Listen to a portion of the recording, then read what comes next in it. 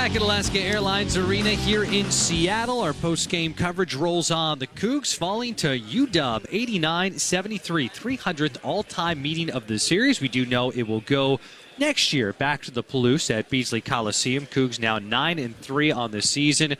Eggs, we got the stat sheet in front of us here. Let's go good cop, bad cop. I'll bite the bullet and I'll be the bad cop.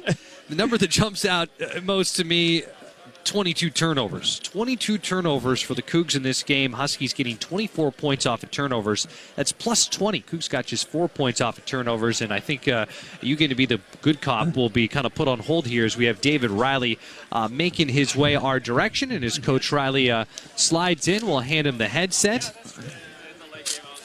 And we'll have him put this on, and we'll chat with Coach Riley here. And Coach, there were some real bright moments in that first half, but then things kind of took a turn for the Huskies, and they had the momentum the rest of the way.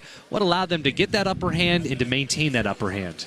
I think our passing ability. Like we had our worst passing game of the year. We had 22 turnovers. We had 12 assists on 25 made baskets. I got to go watch the film. I got to reevaluate. I just think it was really disappointing for us to come into a big game like this and not be able to move the ball like we needed to. And on the other end of the floor, you talk about, I thought their spacing was very good in half court, and we were kind of flat-footed defensively, slow on rotations.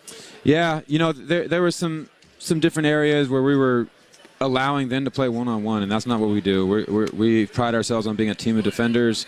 If they're going to go one-on-one, it's going to be 1-on-5, and I thought we'd let them get away with a little bit of isolation ball and didn't make them pay for it. It seemed like some of those moments where they were picking up momentum, this is not a team that normally makes a lot of three-pointers, but they had a good day from beyond the arc, and that helped kind of get them even more momentum in those times. Yeah, I mean, I think the rhythm they got from kind of get some easy buckets in transition off our turnovers probably helped that. Traditionally, they're not this good of a three-point shooting team, but we did let their good shooters get open looks. To give Mason and DJ Davis, 13 threes is a really bad defensive game from us.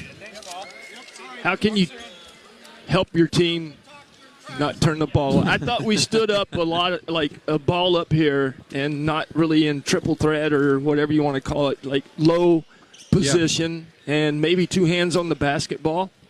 A lot of casual passes, a lot of passes in the post without ball fakes. I think that's probably the main, and us being really, really poor with our pace into the ball screens that allowed them to trap our ball screens and put two on the ball without us having an advantage. And I think those are the three main reasons. But I think for us to be casual with the ball against UW team that turns the ball over and pressures like that just shows the lack of preparation, and I got to do a better job getting our guys ready.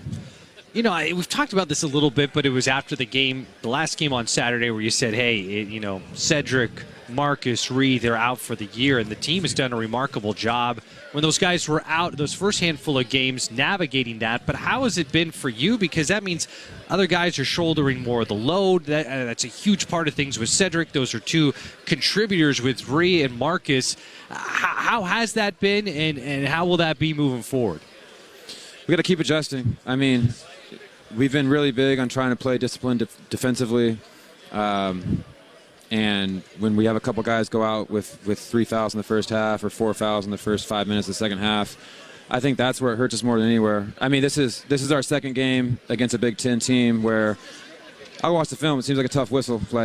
It's just is what it is. When you out-rebound a team by 19, you're clearly playing more physical than them, and for them to have 5 more free throws than us, I'm going to watch the film. But this is the second time we've had Big Ten crew, and the second time it's been a tough whistle.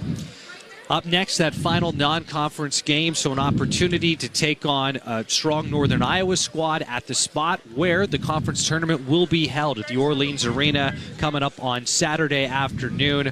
How big will that be to finish non-conference play with hopefully a good performance and to then turn the page to, hey, conference play gets started right after Christmas? I think it's really important for us to have a good game and play the right way going into Christmas break. We've had a really good preseason. If you asked me before the season if having a 3-loss team going into conference play, I think we'd be in a good spot and have a chance in an at-large, and that's all you can ask. Obviously, this one hurts, and this is the game we wanted. It's the game we thought we should win. So we got some work to do, and it's going to be a heck of a game here in a few days. Appreciate the time as always, Coach. Thanks so much, and we'll chat with you next before that matchup in Vegas with Northern Iowa on Saturday. Appreciate it. Go Cougs. Yep.